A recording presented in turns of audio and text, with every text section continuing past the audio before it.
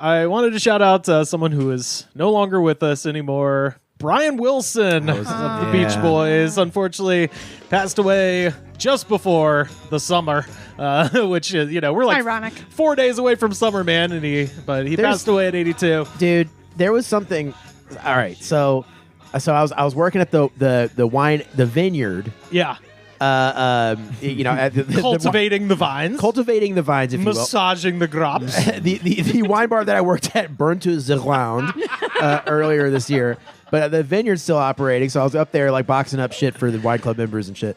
And and PCH is open now. Yeah. So I was driving down, but you can only go like 25 miles an hour. Yeah. And this is like... That's the Pacific Coast Highway, folks. Pacific Coast Highway. Malibu. Yeah. And it was like... I mean, it's not funny, but it was like it was the day Brian Wilson died. Yeah. And and Trump was basically enforcing martial law in LA. I was like, man, LA has it fucking rough right now, man. Yeah. It's like the most celebrated songwriter maybe in American history. Yeah. But definitely from Californian history. 100%. Died the same day that like fucking fascism fully swept into Los Angeles. Like, this is sad, dude. Oh, yeah. And then all those like places that burned on. Anyway, yeah. All this stuff I'm on, it brings me up makes me think of these cheery things. So truly one of America's greatest geniuses, and in true American fashion, 1000%. he was out of his goddamn mind. Oh, yeah. I was actually lucky enough to see Brian Wilson back in the summer of 2016 at the Hollywood Bowl, where he did all of Pet Sounds, which was fucking awesome. The two funny things, he had, first of all, like a group of like probably 40 people on stage making it happen, and he insisted on introducing every single song he played, which is only necessary if you're not Brian Wilson. So he kept going, this is a song that I wrote when I was 14. It's called Surfin' U.S.A. Like, brother, you could just play Surfin' U.S.A. We know the tune. This song is called Sloop John B. He did it for every song, but the funniest shit was the little shade that he threw at Mike Love, because Mike Love sings lead on a couple of songs on and Pet is Sounds. a humongous asshole. Jerk off. Yeah. Did you hear him now talking about? What do you say?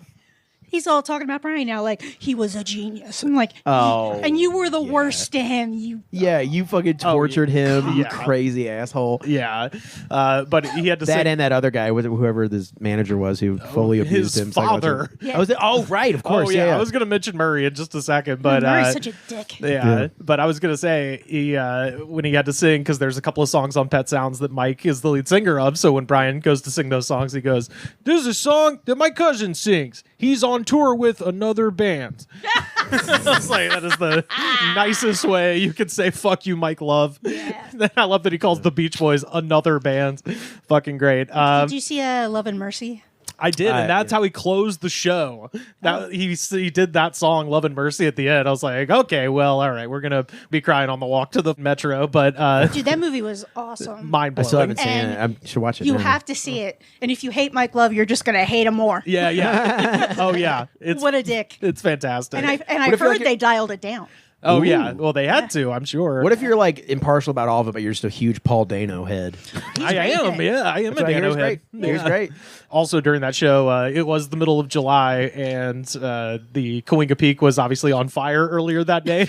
So we're watching the show at the Hollywood Bowl, and then just, above, stage left, the mountain is just smoldering. I was like, this is a real California fucking experience here. Just here in Help Me Rhonda as the mountain is being extinguished by a helicopter. I was like, yeah, man, I'm really here, dude. I'm doing it.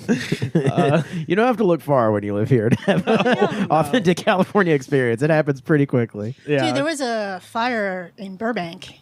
I was the next section to get the evacuation warning. Oh shit! When they finally got it under control. Oh, that's good. And I always thought I'd be fine about that, just scoop up the cats, put them into boxes, and just go. Dude, I just on the sofa did not move for 3 hours. Oh my god! I'm just I don't know what's happening here. The good news is that if there is a heaven, Murray Wilson, Brian's father, won't be there. So tell the people at home about Murray. So Brian and his brothers, Carl and Dennis, they grew up in Hawthorne, California, so home of Marilyn Monroe and Tyler the Creator as well. A lot of damn talent coming out of Hawthorne. And that's where their father, who was in the song business and a sort of a songwriter on his own, I found out that after the Beach Boys fired him, first of all, he made a fake Beach Boys called the Sun Rays and started releasing albums with them. Oh, these are his sons, by the way. And also he released his own album, which was called The Mini Moods of Murray Wilson. And I listened to it, and it is straight up like the interlude music of It's Always Sunny in Philadelphia. And it's like Herb Alpert, fucking easy listening 70s instrumental shit. So is it like the Shags guy is like a shitty version of this guy?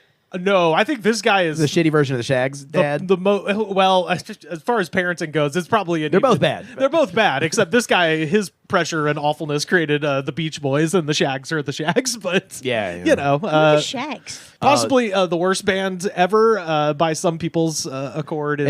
They have a record called Philosophy of the World. Yeah. It is hilarious. Oh. It is the most inept recording maybe ever made, but it gained a lot of like underground attention. Like Kurt Cobain loved it. Yeah, it's a guy who had 3 daughters who forced them to be in a band even though they didn't play musical instruments, and so they wrote their own songs like My Pet Foot. My Pet Foot. Yeah. And they're batshit insane. So Worth a listen at least. Yeah, check out our Halloween episode, our third Halloween episode with our friend Serial Man, aka Derek Smith. We talked all about the Shags back then. Wow.